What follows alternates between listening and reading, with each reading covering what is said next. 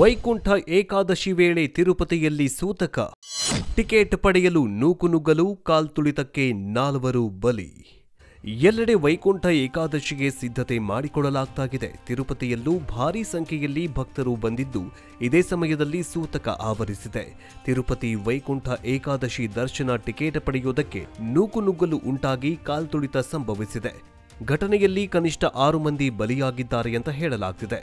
ಹೌದು, ಆಂಧ್ರಪ್ರದೇಶದ ತಿರುಪತಿ ದೇವಸ್ಥಾನದಲ್ಲಿ ಘನಘೋರ ದುರಂತ ಸಂಭವಿಸಿದೆ. ವೈಕುಂಠ ಏಕಾದಶಿ ಟಿಕೆಟ್ ಕೌಂಟರ್ ಬಳಿ ಟಿಕೆಟ್ಗಾಗಿ ನೂಕುನುಗ್ಗಲು ಸಂಭವಿಸಿದೆ ಅಂತ ಹೇಳಲಾಗಿದೆ. ಈ ನೂಕುನುಗ್ಗಲು ಕಾಲ್ತುಳಿತದಲ್ಲಿ 6 ಮಂದಿ ಮೃತಪಟ್ಟು ಹಲವರು ಗಂಭೀರವಾಗಿ ಗಾಯಗೊಂಡಿರುವ ಘಟನೆ ಬುಧವಾರ ರಾತ್ರಿ ನಡೆದಿದೆ. ವೈಕುಂಠ ದ್ವಾರ ದರ್ಶನಕ್ಕಾಗಿ ಟಿಕೆಟ್ ಪಡೆಯಲು ಬುಧವಾರ ಬೆಳಗ್ಗೆಯಿಂದಲೇ ತಿರುಪತಿಯ ವಿವಿಧ ಟಿಕೆಟ್ ಕೇಂದ್ರಗಳಲ್ಲಿ ಸುಮಾರು 4,000ಕ್ಕೂ ಅಧಿಕ ಭಕ್ತರು ಸರತಿ ಸಾಲಲ್ಲಿ ನಿಂತಿದ್ರು. ಈ ವೇಳೆ ಟೋಕನ್ ವಿತರಣೆಗಾಗಿ ಬೈರಾಗಿ ಪಟ್ಟೀಡಾ ಪಾರ್ಕ್ನಲ್ಲಿ ಭಕ್ತರು ಸರತಿ ಸಾಲಿನಲ್ಲಿ ನಿಲ್ಲಲು ಅವಕಾಶ ನೀಡಿದಾಗ ಹೆಚ್ಚಿನ ಭಕ್ತರು ಅಲ್ಲಿ ಸೇರಿದ್ರಿಂದ ನೂಕುನುಗ್ಗಲು ಉಂಟಾಗಿದೆ. ತಮಿಳುನಾಡು ಮೂಲದ ಮಹಿಳೆ ಸೇರಿದಂತೆ 6 ಮಂದಿ ಮೃತಪಟ್ಟಿದ್ದು, ಅಲ್ಲದೆ ಘಟನೆಯಲ್ಲಿ 20ಕ್ಕೂ ಅಧಿಕ ಮಂದಿ ಗಾಯಗೊಂಡಿದ್ದು, ಹಲವರ ಸ್ಥಿತಿ ಗಂಭೀರವಾಗಿದೆಯಂತ ಪೊಲೀಸ್ ಅಧಿಕಾರಿಗಳು ಹೇಳಿದ್ದಾರೆ.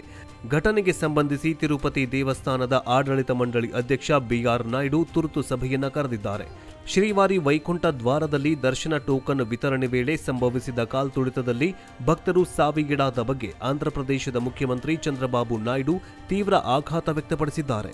ಜೊತೆಗೆ ಘಟನೆ ನಡೆದ ಸ್ಥಳಕ್ಕೆ ತೆರಳಿ ಪರಿಹಾರ ಕ್ರಮ ಕೈಗೊಳ್ಳುವಂತೆ ಸಿಎಂ ನಾಯ್ಡು ಅವರು ಉನ್ನತ ಅಧಿಕಾರಿಗಳಿಗೆ ಆದೇಶ ನೀಡಿದ್ದಾರೆ. ಕಾಲ್ತುಳಿತದ ಹಿನ್ನೆಲೆಯಲ್ಲಿ ಸದ್ಯಕ್ಕೆ ವೈಕುಂಠ ದ್ವಾರ ದರ್ಶನದ ಟಿಕೆಟ್ ವಿತರಣೆಯನ್ನ ಸ್ಥಗಿತಗೊಳಿಸಲಾಗಿದ್ದು, ಗುರುವಾರದಿಂದ ಟಿಕೆಟ್ ವಿತರಣೆ ಕಾರ್ಯ ನಡೆಸಲು ಆಡಳಿತ ಮಂಡಳಿ ನಿರ್ಧರಿಸಿರುವುದಾಗಿ ಹೇಳಿದೆ. ಇದೆಲ್ಲ ಒಂದು ಕಡೆಯಾದರೆ, ಮತ್ತೊಂದು ಕಡೆ ತಿರುಪತಿ ತಿಮ್ಮಪ್ಪನ ದರ್ಶನಕ್ಕಾಗಿ ಪ್ರತಿದಿನ ಲಕ್ಷಾಂತರ ಜನರು ದೇವಾಲಯಕ್ಕೆ ಭೇಟಿ ನೀಡ್ತಾ ಇದ್ದಾರೆ. ಇನ್ನು ಬೇರೆ ಬೇರೆ ದೇಶಗಳಿಂದ, ರಾಜ್ಯಗಳಿಂದ ಭಕ್ತರ ದಂಡೆ ಇಲ್ಲಿಗೆ ಹರಿದು ಬರುತ್ತೆ.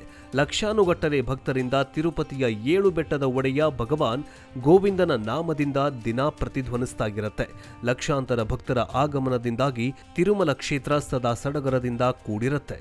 ಅಲ್ಲದೆ ದೇವಸ್ಥಾನಕ್ಕೆ ಭೇಟಿ ನೀಡುವ ಭಕ್ತರಿಗಾಗಿ ಟಿಟಿಡಿ ಅನೇಕ ಸೌಲಭ್ಯಗಳನ್ನು ಒದಗಿಸಲಾಗಿದೆ ಮತ್ತು ಹೆಚ್ಚಿನ ಸಂಖ್ಯೆಯಲ್ಲಿ ಬರುವ ಭಕ್ತರಿಗೆ ವಿಶೇಷ ಉತ್ಸವಗಳನ್ನು ಸಹ ಆಯೋಜನೆ ಮಾಡುತ್ತೆ.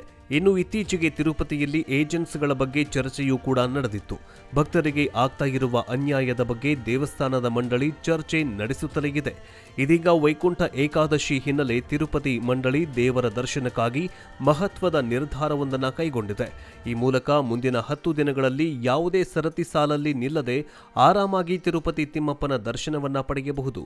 ಇನ್ನು ತಿರುಮಲಕ್ಕೆ ಹೋಗಲು ಬಯಸುವ ಭಕ್ತರಿಗೆ ಇದೀಗ ಟಿಟಿಡಿ ಸಿಹಿ ಸುದ್ದಿ ನೀಡಿದೆ ಎಂದು ಮಾಧ್ಯಮಗೋಷ್ಠಿಯಲ್ಲಿ ಮಾತನಾಡಿದ ಟಿಟಿಡಿ ಅಧ್ಯಕ್ಷರು, ಈ ವೇಳೆ ತಿರುಪತಿ ದರ್ಶನಕ್ಕೆ ಸಂಬಂಧಿಸಿ ವೈಕುಂಠ ಏಕಾದಶಿ ಬಗ್ಗೆ ಕೈಗೊಂಡಿರುವ ಹಲವಾರು ಪ್ರಮುಖ ನಿರ್ಧಾರಗಳನ್ನು ಬಹಿರಂಗಪಡಿಸಿದ್ದಾರೆ. 10 ದಿನಗಳ ಕಾಲ ವೈಕುಂಠ ದ್ವಾರದ ಮೂಲಕ ಭಕ್ತರಿಗೆ ದರ್ಶನ ಭಾಗ್ಯ ನೀಡುವುದಾಗಿ ಹೇಳಿದ್ದಾರೆ.